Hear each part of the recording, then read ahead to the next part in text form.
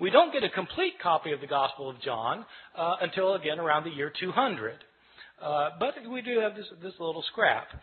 Most of the manuscripts we have are not anywhere near this early, though. We start getting full manuscripts at the beginning of the 3rd century, around the year 200, 150, 170 years after Jesus' death. These are about 120 years after most of these books had been written. And we don't start getting numerous manuscripts until the 7th, 8th, or 9th centuries. And then we start getting lots of them, because then you've got monasteries where monks are spending their days copying manuscripts.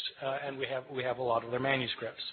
And so 5,700 manuscripts, some of them going back into the 2nd century, none of them being the originals or even within a few years of the originals. So with all of these differences, with all of these manuscripts, how many differences are there?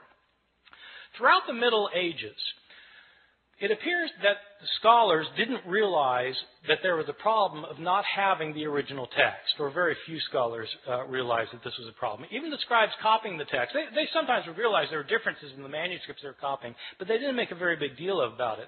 The first time somebody made a really big deal about this was exactly 300 years ago this year, in the year 1707. There was a scholar named John Mill at Oxford. I think he's unrelated to the Victorian John Stuart Mill. This John Mill was a scholar of the Bible, and he had spent 30 years looking at manuscripts of the New Testament. Now, this is obviously after the invention of printing, and printers have to decide what text they're going to print. And the problem is they've got manuscripts that have differences among them. And so how does the printer decide which manuscript to print? Well, it's a problem. That's when they started realizing that this was an issue. Well, John Mill wanted to produce a printed edition of the Greek New Testament. He spent 30 years looking at the manuscripts available to him. He had available to him 100 manuscripts, approximately 100 manuscripts. And he printed up his edition of the Greek New Testament, in which he'd give a verse, and then at the bottom of the page he would indicate the places where the manuscripts differed from one another for that verse. To the shock and dismay of many of his readers, when John Mill produced his edition of the Greek New Testament, it included an apparatus at the bottom of the page that cited 30,000 places where the manuscripts differed from one another. 30,000 places where there were manuscript variations among the manuscripts that he had discovered. And the striking thing is John Mill didn't give all of the differences he found. He only cited the differences that he thought were significant. Some of his detractors claimed that John Mill was working to render the text of Scripture uncertain. His supporters pointed out that he didn't create these differences. He simply noticed that they exist. So what do we know today about the numbers of mistakes in our manuscripts? Well, Mill looked at 100 manuscripts, and now we have 5,700 manuscripts. Nobody knows how many differences there are among the manuscripts that we now have, because nobody yet, even with the development of computer technologies, nobody has been able to add up all of the differences. Sometimes scholars guess there may be a couple 100,000 differences. Some people say 300,000. Some say 400,000. There are different guesses. The way I usually put it to my students is in comparative terms. There are more differences in our manuscripts than there are words in the New Testament. More differences in our manuscripts than there are words in the New Testament. Well, this obviously creates a problem. If you want to know what Mark actually said, and all you've got are copies of Mark that are hundreds of years later that have so many differences in them, how can you possibly reconstruct it? Well, that is a problem.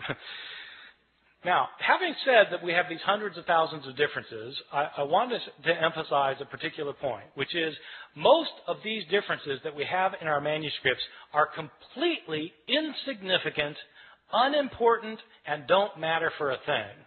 Many of these differences in the manuscripts are so unimportant that you can't replicate them in translation. Okay? In other words, it's like they changed the word order in Greek, where you'd have to translate it the same way no matter what the Greek word order is. So, I mean, it doesn't really matter very much. By far, the vast majority of these hundreds of thousands of differences are significant for nothing more than showing that scribes in antiquity could spell no better than my students can today.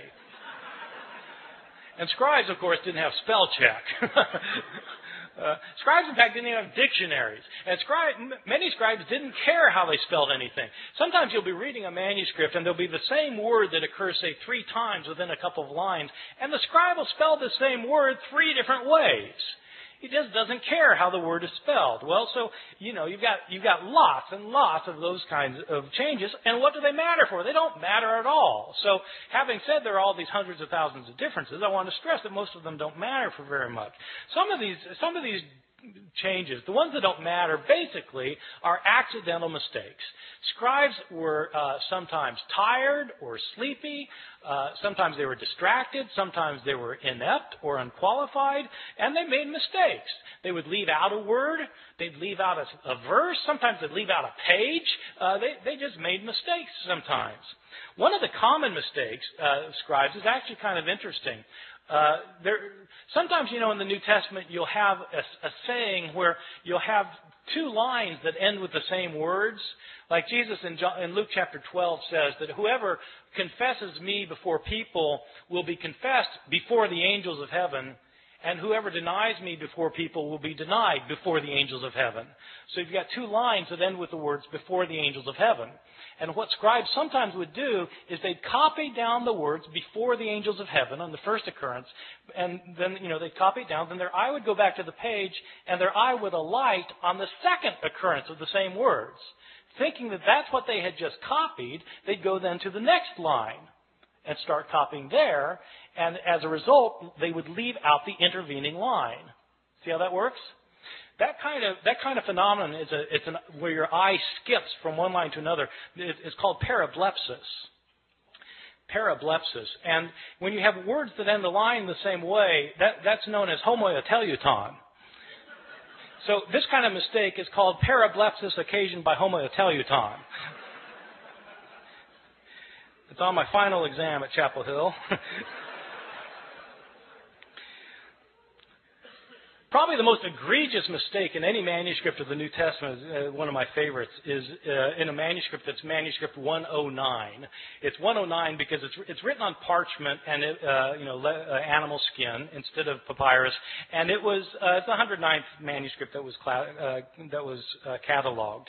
This is a 10th century manuscript that was written by a scribe who wasn't paying attention, and this scribe was copying the Gospel of Luke. Now, the Gospel of Luke is one of the 2 Gospels in the New Testament that has a genealogy of Jesus. Genealogies usually aren't the favorite reading of my students at Chapel Hill.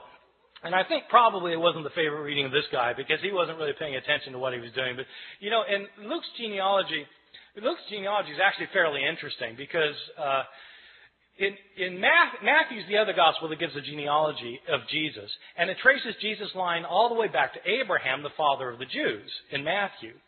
Luke doesn't stop there. Luke keeps going. Luke traces Jesus' genealogy all the way back to Adam, as in Adam and Eve. This is a fantastic genealogy. I've got an aunt who's a genealogist who's traced my family, back to the Mayflower. The Mayflower, Adam and Eve. so it's, Jesus is supposedly the son of Joseph, who's the son of so-and-so, the son of so-and-so, the son of so-and-so, who's the son of David, son of Jesse, son of so-and-so. It goes all the way back. Isaac, son of Abraham, back to, Seth, son of Adam, who's the son of God. Okay, this genealogy. It goes all the way back. So, the scribe of manuscript 109 is copying a manuscript that evidently gave the genealogy in 2 columns. 2 columns. But the second column didn't go to the bottom of the page. It only went partway down, the second column. So the first column, second column, partway down. And the scribe apparently didn't realize that this genealogy was in 2 columns. And so he copied across the columns instead of copying one column, then the other column, leading to some very interesting results. As it turns out, Adam isn't the first human being. There was a man named Phares, who's the father of the human race. And as it turns out, God is the son of Aram. So it happens. These kinds of mistakes are just pure accidental mistakes that, scribes mess up in places. There are other kinds of mistakes that are what I think are probably intentional mistakes. I differentiate between accidental mistakes where scribes just slip up and intentional mistakes where it looks like scribes are actually trying to change the text. Now, I don't know for sure that scribes are trying to change the text. I don't have any scribes around to interrogate about the matter. But there are some changes that don't look like they could possibly simply be a slip of the pen. And there are others that are debatable, whether they were a slip of the pen or not. But let me give you a couple of examples, and you'll see that some things look like scribes maybe wanted to change the text. I'll give you a couple for instances. In Mark chapter 1,